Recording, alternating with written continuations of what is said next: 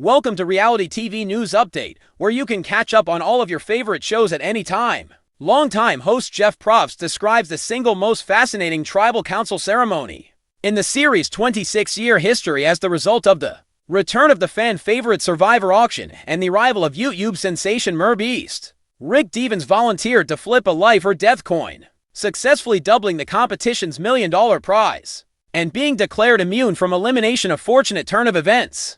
Thanks to MrBeast's Super Beware advantage, Stephenie LaGrossa Kendrick, a fourth-time Survivor castaway, was the one to lose with Devens safe from the vote. This made her the 6th jury member and the 13th person to be voted out of the landmark Golden Anniversary season. Following the event, Stephenie disclosed to Entertainment Weekly that one of her rivals, Siri Fields, persuaded her not to take the risk and that she had actually intended to volunteer to flip the MrBeast coin. Siri said no when Stephenie really wanted to flip the coin. In case you missed it or need a refresher, the MrBeast coin in question offered the castaways a 50-50 chance to double the show's long-standing $1 million prize to a whopping $2 million. They would also receive immunity from elimination and an immunity idol to use at a later time if they called the coin toss correctly. On the other hand, they would be eliminated from the competition right away if they failed to call the toss. Voting is not required. Rick Devens, a fan favorite on Survivor, Edge of Extinction, agreed to take the risk, but Stephenie claims that she would have beat him to it had it not been for her trusted advisor, Siri Fields. In fact, I went over to Jonathan Young and Siri, my trusted advisor, and asked, should I, flip the coin? LaGrossa Kendrick recalled, do you guys think I should flip the coin? Siri responds, I don't think so. I believe you're fine. Stephenie was justified in considering the gamble, even though the 50-50 coin carried a significant risk. Despite having a steal a vote in her possession, she was already on the way out, heading for a disappointing finish of 10th place. It was a better deal to have a 50% chance of safety in the game than to risk her vote on the 16.67% chances of her shot in the dark. Regardless, Jonathan assisted Stephenie in persuading her to allow Devens to flip the coin. Jonathan responds, no, let Devens do it. She recalled, it's a 50-50 chance. That was a risky move, and I kind of wanted to make that move, but then I would have had to fight Devens for it at Tribal. We probably would have needed to hold a wrestling match or an arm wrestling match. Steph believes she was safe even after Devens won immunity. Stephenie gave up on the project as a result of Siri and Jonathan's assurance that she was safe. When Devens stunned everyone by winning the coin toss, Aubrey Bracco was, in her opinion, the one who was going to be cut out. She went on to say, the next plan was Aubrey, as it has been for the past 3 weeks, revealing that her alleged allies had continued to boost her confidence throughout the scramble following Rick's immunity. You can hear Jonathan saying, it's Aubrey. As a result, Stephenie was completely taken aback when her alleged allies wrote her name down instead to be eliminated.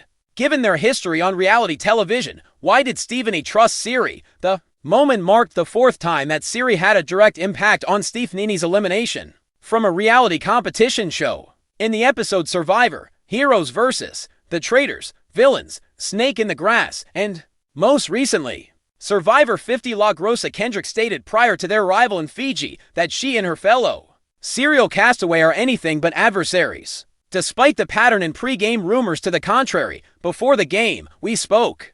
We also talked about the rumors that I'll try to get rid of her and other things. I think to myself, Siri, you have my word. Siri is aware that I cannot lie. Especially to her, she recognizes me, she stated to EW. I can lie to other people who don't really know me, but to her, I'm going to tell you the truth. We both said, let's just get there. She added, just get to the game's end. And then, of course, if I have to choose between you and myself, fine, but let's just get there. She went on to say, I never intended to target her. Following that, Siri assumed the title of Stephenie's trusted advisor for the duration of the season. Before Tribal Council, she is constantly telling me, you're like family to me. If we can't win, I won't write your name down. To me, you resemble Parvati Shallow. We're going to finish, the 55-year-old stated. What kind of relationship do Stephenie and Siri have today? I don't believe Siri ever intended to be with me at any point, she lamented. And that's my fault yet again for just being loyal and true. Although she is manipulative, I commend her. You understand what I mean? These games are made for Siri. She was made for this. I admire Siri's game. This has nothing at all to do with Siri or her gameplay. She engages in an excellent social game. You understand what I mean? I was just under the impression that we would stick together. Sadly, she never had that impression, and now that I know that, I do love her. I adore her as an individual, nothing personal about it. This is a game. It's just a game at the end of the day, she said. A review of Stephenie LaGrossa Kendrick's work in reality TV. Survivor 50 marks Stephenie LaGrossa Kendrick's fourth appearance on the long-running reality competition series. She became the first castaway to be on a tribe by themselves when she made her debut on Survivor Palau in 2004. The following year, she returned to compete on Survivor Guatemala, where she reached the final two. Stephenie's status as one of the franchise's most recognizable heroes earned her a spot on the cast of the 2010 movie Survivor Heroes vs. Villains, despite the fact that she only appeared on the show for 6 days before being eliminated for the first time by Siri Fields. In 2022, the two of them reconnected on the cast of USA's Snake in the Grass, where Siri helped expose Stephenie as the eponymous snake,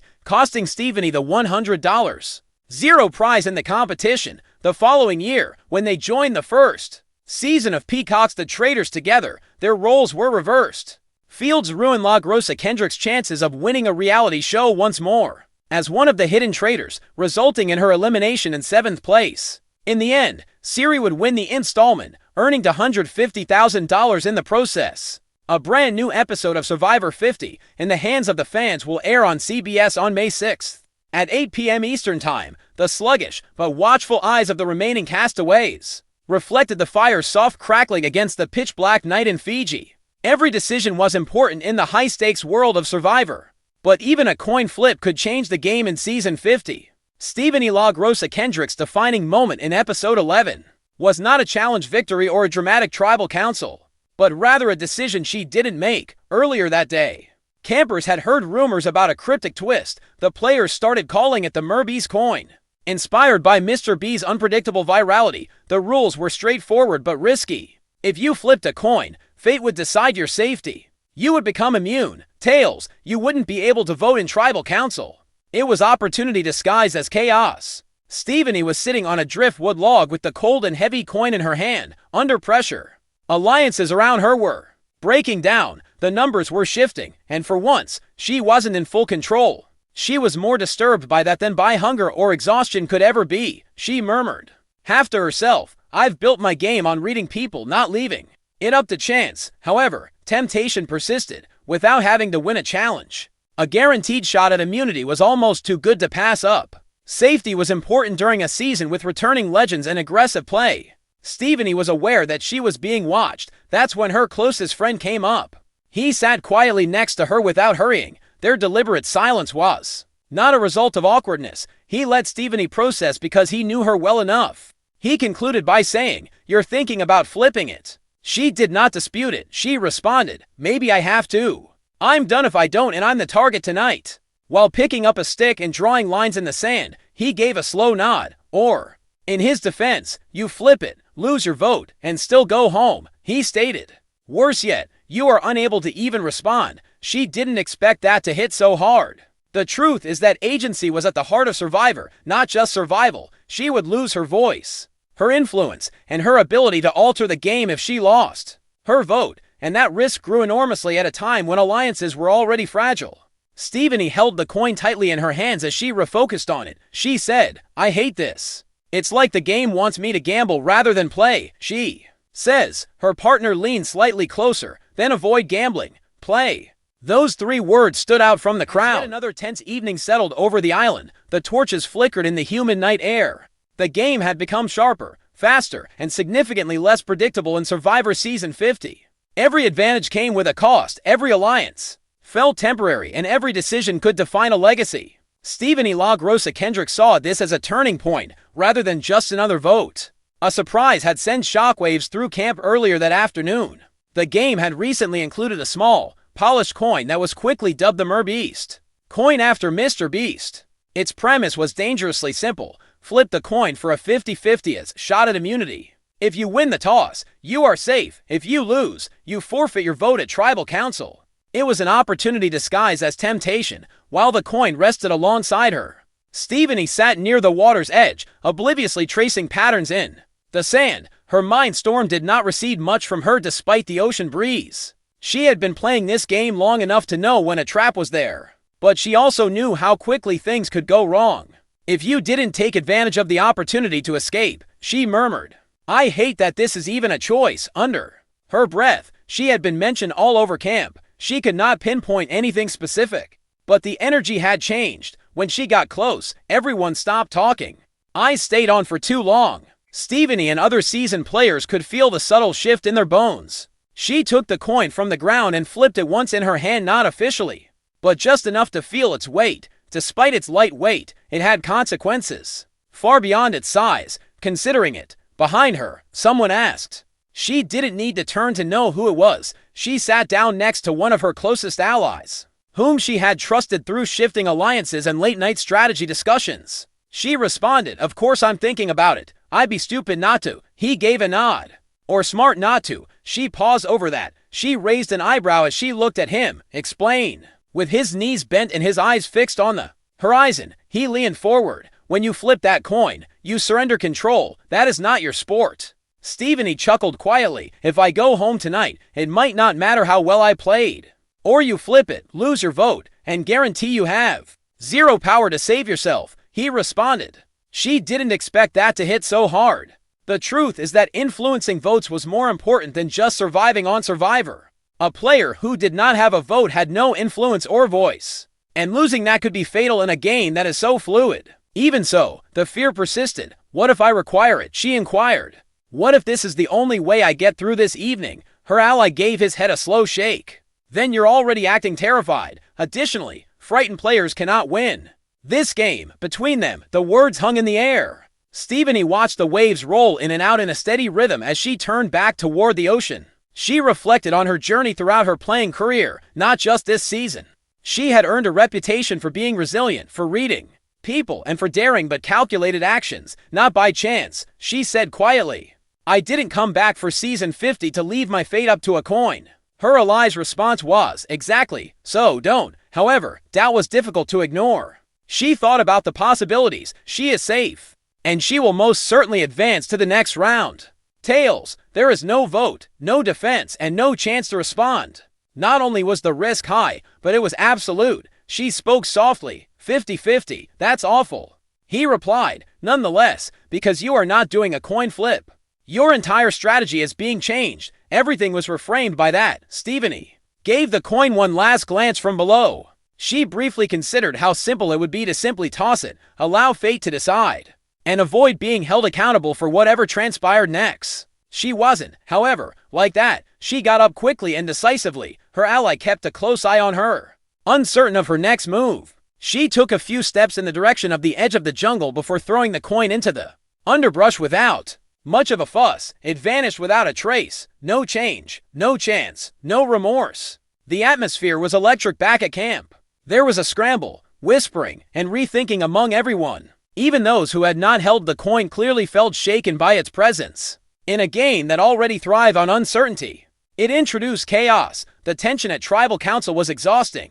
The host's questions inquired about control, risk, and trust, while being cautious not to reveal too much. A number of players seemed affected by the coin's existence. Stephenie maintained her composure. She showed up quietly confident when it was time to vote. No benefits, no security net, merely her understanding of the game and the connection she had made.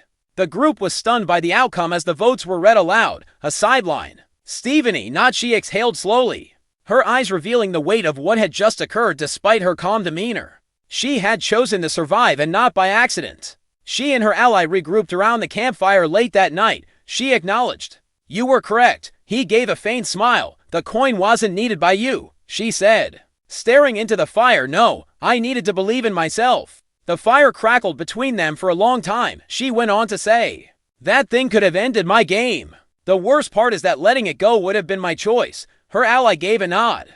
That's the risk, not the coin itself, but what you believe it to be. Stephenie finally gave into exhaustion and leaned back. It gives you the impression that you don't have control, when in fact you do. Exactly. Stephenie gave herself a rare chance to think as the night got darker and the camp got quieter. She had found strength in refusing to take a risk. rather than taking a risk during a season filled with twists intended to shape players to their core. And it's possible that's what keeps her going until the very end.